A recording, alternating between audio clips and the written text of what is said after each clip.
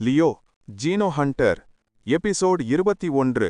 Leo இப்போது Zeno warrior டவரில் இணைந்திருந்ததால் அவன் அடுத்த மாதம் நடக்க இருக்கும் பயிற்சியை இந்த மாதமே செய்ய வேண்டும் என்று யுவான் அவனிடம் கூறினார். இந்த பயிற்சியை பற்றி அவர் வேறு எதுவும் கூறவில்லை. அவர் லியோவிடம் மறக்காம நாளைக்கு நடக்க இருக்கும் பயிற்சியில நீ கலந்துக்க, அது உன்னுடைய சக்தி மற்றும் வேட்டையாடும் அறிவை மேம்படுத்தும், கண்டிப்பா நீ நாளைக்கு கலந்துக்க, நான் கமாண்டர் கிட்ட பேசிடுறேன் என்றார். லியோவும் சரியா தலைமை ஆசிரியர், கண்டிப்பா நான் நாளை காலையில நடக்கும் பயிற்சியில் கலந்துக்கிறேன் என்று கூறி உறங்கச் சென்றான். அந்த பயிற்சியில் கலந்து கொள்ள அதிகாலையிலேயே எழுந்த லியோ வாரியர் டவரை நோக்கிச் சென்றான். லியோவிற்காகவே அங்கு ஒரு வாகனம் காத்து கொண்டிருந்தது. அதை பார்த்த லியோ, என்ன இங்க வித்தியாசமான ஒரு வாகனம் நிக்குது என்று அதன் அருகில் சென்றான். அந்த வாகனம் பார்ப்பதற்கு கார் போலல்லாமலும் போர் வாகனம் போலல்லாமல் நடுத்தரமாக இருந்தது. ஒரு மனிதன் காரில் இருந்து வெளியே வந்தவர் லியோ என்று அவன் பெயரை கூறினார். நான் தான் என்றான் லியோ. என்ன தம்பி இப்படி வந்திருக்க என்றார் அவர். நீங்க யாரு, ஏன் என்கிட்ட இப்படி கேக்குறீங்க என்றான் லியோ. உடனே அந்த நபர், உன்னை பயிற்சிக்கு அழைச்சிட்டு போகத்தான் இங்க காத்துக்கிட்டு இருக்கேன், ஆனா நீ இப்படி வந்திருக்க என்றார். பயிற்சிக்கு அழைச்சிட்டு போகவா என்றான் லியோ. உங்கிட்ட நேத்தே யுவான் ஆசிரியர் கூறிவிட்டதாக சொன்னாரே, உனக்கு தெரியாதா? இல்லை, அவர் சொன்னார் பயிற்சி இல்லைக்கு காலையில. என்ன பயிற்சி என்று எனக்கு தெரியாது என்றான் அவன். சரியா போச்சு போ, சரி என் கூட வா என்று அவர் லியோவை அழைத்து கொண்டு மீண்டும் வாரியர் டவருக்குள் சென்றார். அவர் பின்னே சென்ற லியோ, எங்க அழைச்சிட்டு போறீங்க என்று கேட்க, என் கூட வா என்று வாரியர் டவரின் 4வது தளத்திற்கு லியோவை அழைத்துச் சென்றார். உனக்கு தேவையான ஆயுதம் மற்றும் உடையை எடுத்துக்க, கவச உடை எடுக்காத, இன்னர் டிரெஸ், உள்காயம் ஏற்படாமல் தடுக்கும் அந்த உள்ளாடைகளை மட்டும் எடுத்து போட்டுக்க என்று கூறினார்.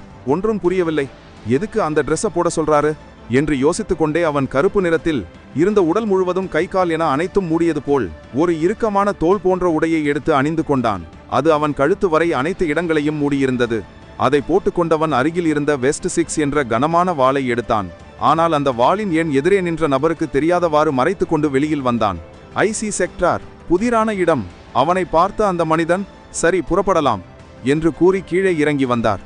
லியோ அவரிடம், இப்ப எங்க அழிச்சிட்டு போறீங்க, எங்கே இல்லை பயிற்சி என்று கேட்க, இல்லை, உனக்கு பயிற்சி வேறொரு இடத்துல, அங்கே நாம் போய் சேர்வதற்கு 4 மணி நேரம் ஆகும் என்றார்.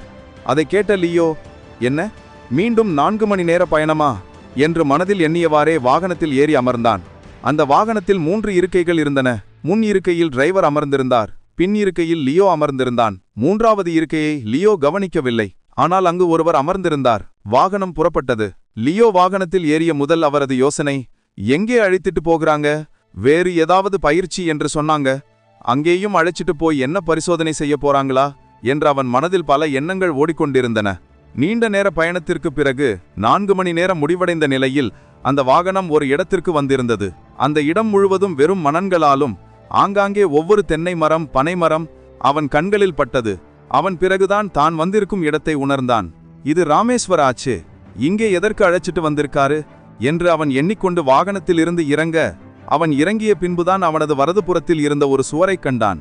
அதை பார்த்து ஆதித்யா அதிர்ச்சியும் ஆச்சரியமும் அடைந்தான். இவ்வளவு நேரம் வாகனத்தில் இருந்தபோது அவனுக்கு வெளியில் இருந்து எந்த ஒரு சத்தமும் கேட்கவில்லை. வானத்திலிருந்து கீழே இறங்கியவுடன் ஒரு சிறிய எச்சரிக்கை ஒலி அவன் காதில் கேட்டது. அந்த ஒலியும் வரும் திசையை திரும்பி பார்த்தபோது கிட்டத்தட்ட 100 அடி உயரம் கொண்ட ஒரு இரும்புச் சுவரை அவனால் பார்க்க முடிந்தது. அது மிகவும் நீண்ட வலது மற்றும் இடது பக்கமாக நீண்டு இருந்தது. அந்த சுவரில் ஒரு இடத்தில் ஒரு பாதை இருந்தது. அந்த பாதையில் பல இராணுவ வீரர்கள், துப்பாக்கிகள், பீரங்கிகள் என அனைத்தும் உள்ளே சென்று கொண்டும் பிறகு உள்ளிருந்து வெளியே வந்து கொண்டும் இருந்தனர். அதை பார்த்து லியோ, இது என்ன இடம், இந்த மாதிரி இடத்தை நான் இதற்கு முன்னாடி கேள்விப்பட்டதே இல்லையே என்று ஆச்சரியமாக பார்த்து கொண்டிருந்தான். அப்போது லியோவின் அருகில் அந்த வண்டியின் கதவு தட்டியது. யார் என திரும்பி அவன் பார்க்க, 3வது இருக்கையில் அமர்ந்திருந்த ஒரு பெண் கதவை திறந்து கீழே இறங்கினார். அவளை பார்த்து ஆதித்யா, இவ்வளவு நேரம் இவள் இந்த வண்டியில் தான் இருந்தாரா என்று அதிர்ச்சியுடனும் ஆச்சரியமாகவும் பார்த்தான். அவள் தன் கைகளை இறுக்கி முடித்துக்கொண்டு நேராக சொடுக்கு போட்டவர் டிரைவரை பார்த்து, இங்கு வரத்துக்கு உனக்கு 4 மணி நேரம் ஆயிருக்கு என்று கூறிவிட்டு அவள் முன்னே நடந்தார். அந்த பெண்ணும் லியோ அணிந்திருந்த உடை போலவே அணிந்திருந்தார். அதை வைத்து லியோ, இவளும் வருங்கால போராளி தேர்ச்சிக்காக வந்திருக்க வேண்டும் என்பதை புரிந்து கொண்டான். அந்த பெண்ணிடம், ஹலோ, உங்களைத்தான், ஒரு நிமிடம் என்று கூறிக்கொண்டு அவளிடம் சென்றான். அந்த பெண்ணும், என்ன என்று கேட்டார். இல்லை, இதுக்கு முன்னாடி நான் உங்களை பார்த்ததே இல்லையே சென்னை வாரியர் டவரில், ஆனால் நீங்கள் அங்கிருந்து வந்தீங்களே, அதான் கேட்டேன் என்றான். உடனே அந்த பெண், நான் ஒன்றும் வாரியர் டவரில் பயிற்சி செய்யும் பெண் அல்ல, நான் லைட்டிங் டவர் மாணவி என்று கூறினான். ஆதித்யா, ஓ அப்படியா என்றவன் முன்னிருந்த மாபெரும் இரும்புச் சுவரை ஆச்சரியமாக பார்த்து நின்றான். அதை பார்த்த அந்த பெண்ணோ, நீ இதுக்கு முன்னாடி இதை கேள்விப்பட்டதில்லை போல இருக்கு என்றார். லியோ தன் தலையை அசைத்து கொண்டு, ஆமாம், இதை பற்றி எனக்கு தெரியாது, இப்பதான் நான் முதல் முறையாக பார்க்கிறேன் என்றான். முதல் முறையாக பார்க்கிறேன்னு சொல்ற, அப்புறம் எதுக்கு இந்த பயிற்சிக்கு வந்த என்றாள் அந்த பெண். என்ன, பயிற்சிக்கு வரத்துக்கும் இந்த இடத்தை பற்றி தெரிஞ்சுக்கிறதுக்கும் என்ன சம்பந்தம் என்றான் லியோ. இல்லை, இந்த இடம் தெரியாத வாரியர்கள் யாருமே இருக்க முடியாது. அப்படி இருக்கிறப்ப நீ இதுவரைக்கும் இந்த இடத்தை பற்றியே தெரியாதுன்னு சொல்றியே, அதான் என்னால் புரிஞ்சுக்க முடியல என்றாள். அப்படி என்ன இடம் இது? எனக்கு அனைத்து விதமான இடங்களும் தெரியும். நான் உயர்நிலைப் பள்ளியில் எலைட் பட்டம் முடித்த மாணவன் என்றார் லியோ. மாணவனா? நீதானா? அப்படின்னா நீதான் லியோவா என்றாள் அந்த பெண். ஆமாம், என்னை பற்றி நீங்க கேள்விப்பட்டிருக்கீங்களா என்று லியோ கேட்க, ஆமாம் ஆமாம், உருப்படாத 3 பேரை அடுத்து எலைட் பட்டம் பெற்று பெரிய திறமைசாலின்னு பேர் எடுத்தவன், கேள்விப்பட்டேன் என்று லியோவை நக்கல் செய்துவிட்டு அவள் முன்னே சென்றார். விடாமல் ஒரு நிமிஷம் நில்லுங்க, இந்த இடத்தை பற்றி எனக்கு சொல்ல முடியுமா என்றான் லியோ. இந்த இடத்தை பற்றி சொல்லணும்னா பெருசா ஒன்றும் இல்லை, நீயே தெரிஞ்சுக்க என்று கூறிவிட்டு அவள் மீண்டும் சென்றார். லியோ அவளை பார்த்து, திமிர் பிடிச்சவ என்று கூறிவிட்டு அவனும் சென்றான். ஜீனோ வாரியர்களின் மையப்பகுதி அந்த மாபெரும் இரும்புச் சுவரின் அருகில் செல்லும்போதுதான் அதிலிருந்து ஐசி செக்டார் என்று எழுதப்பட்டிருந்தது அவனுக்கு தெரிந்தது. அந்த பெயரை மீண்டும் மீண்டும் படித்து பார்த்தவன், ஒன்றும் புரியவில்லை, இந்த பெயரை இதுவரைக்கும் நான் கேட்டதே இல்லையே, ஆனால் இங்கு இந்த கதவை பார்த்தாலே மிகவும் பயமா இருக்கு, இந்த கதவுக்கு பின்னாடி அப்படி என்ன இருக்கும் என்று அவனுக்கு பல எண்ணங்கள் வந்து சென்றது. அப்போது அருகில் இருந்த 2 மாணவர்கள் பேசிக்கொண்டனர். ஒரு வழியா நான் இந்த கதவை பார்த்துட்டேன், இதை பார்க்க முடியாதுன்னு தான் நான் இத்தனை வருஷமா முயற்சி செஞ்சுக்கிட்டு இருந்தேன் என்று ஒருவன் கூற, அப்படி என்ன கதவிடாது என்று இன்னொருவன் கேட்டான். டேய், இதுக்கு பின்னாடி என்ன இடம் இருக்குன்னு தெரியுமா உனக்கு என்று அவன் கேட்க, தெரியாது, அதுக்கு என்ன இப்ப என்றான் நண்பன். தெரியாதா? இதுக்கு பின்னாடி தான் புதுசா ஒரு கண்டமே இருக்கு. பல வருஷமா அழிஞ்சு போயிடுச்சுன்னு சொன்ன கண்டம் உலகம் அழிய ஆரம்பிக்கிறப்ப மீண்டும் தோன்ற ஆரம்பிச்சிச்சு. சாதாரணமா இல்ல, அதோட தோற்றமே பரிணாமம் அடைந்த ஜினோ உயிரினங்களோட என்றான். சொல்றது அப்படின்னா அது லெமூரியாவா? இல்ல குமரி கண்டமா என்றான் நண்பன். அதற்கு அவனும், அது அப்போ, ஆனா இப்போ invention and creation of the world அப்படின்னு அதுக்கு பேர் வச்சிருக்காங்க, அதைத்தான் சுருக்கி ஐசி செக்டார்னு சொல்லுவாங்க என்ற அவன் அவனது நண்பருக்கு கூறிக்கொண்டிருந்தான். கழுகின் எச்சரிக்கையும் தேர்வும். லியோவின் காது மிகவும் கூர்மையானது என்பதால் அவனால் தூரத்தில் அவர்கள் பேசுவதை நன்றாக கேட்க முடிந்தது. அவன் எதிரே இருந்த அந்த மாபெரும் இரும்புச் சுவரை பார்த்தவாறே, இதுதான் ஆரம்பமா?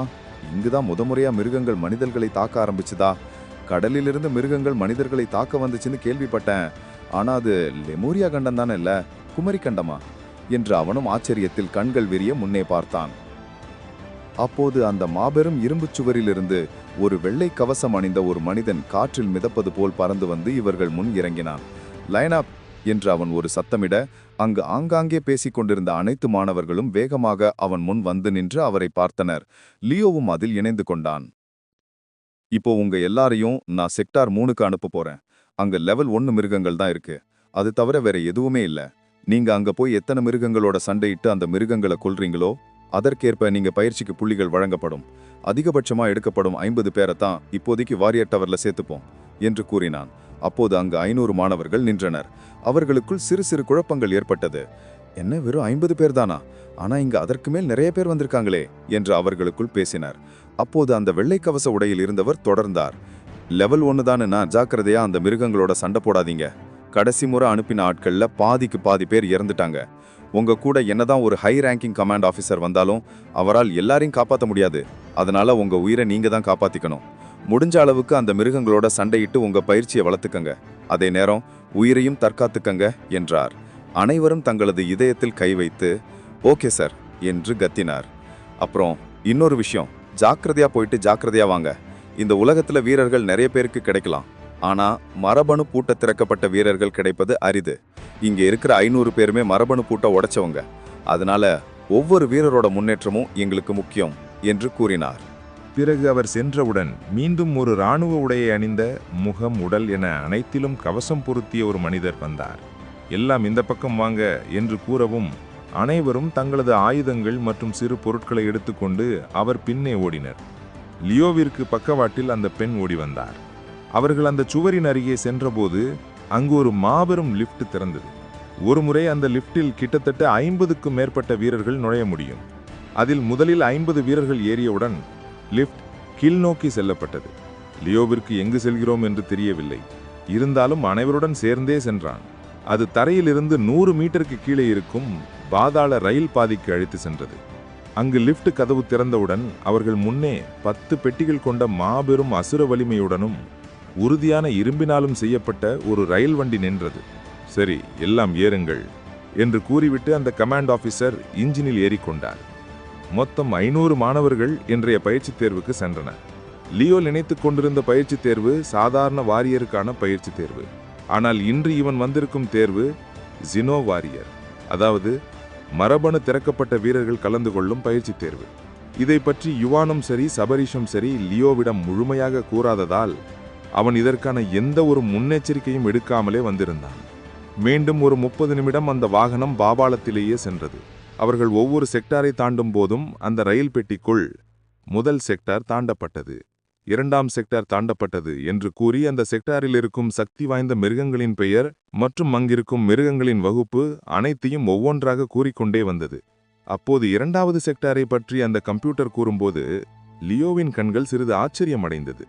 கருப்பு முடி, தங்க கிரீடம் கொண்ட கழுகு என்ற உயிரினம் அது 2வது செக்டாரை பரிணாமம் அடைந்து கிங் லெவலில் வந்துள்ளது. அதனால் 2வது லெவல் 8.0 வார்னிங் என்று அது கூறியது. 2வது செக்டாருக்கு இந்த முதல் நிலை போராளிகள் போக தடை விதிக்கப்பட்டுள்ளதாக அது கூறியது. இருந்தாலும் லியோவின் எண்ணங்கள் அன்று சென்னை மாநகரத்தின் 500 மீட்டருக்கு மேலே பறந்த இந்த கருப்பு முடி தங்க கிரீடம் கொண்ட கழுகு எவ்வளவு பாதிப்பை ஏற்படுத்தியது என்று அசை போட்டன. ஒருவேளை நாம் இருக்கும் இடத்திற்கு அது வந்தால் நாம் அவ்வளவுதான் என்று எண்ணிக்கொண்டிருந்தான் லியோ. அப்போது சரியாக அந்த கம்ப்யூட்டர் 3வது செக்டார் வந்தது, இறங்கும் இடம் என்றது. அந்த ரயில் பெட்டிகளின் கதவு திறக்க அனைவரும் அந்த பெட்டியிலிருந்து வெளியேறினர். அடுத்த செக்டார் திரையில் என்ன நடக்கும் என்பதை அடுத்த எபிசோடில் தெரிந்து கொள்ளலாம். தொடர்ந்து கேளுங்கள்.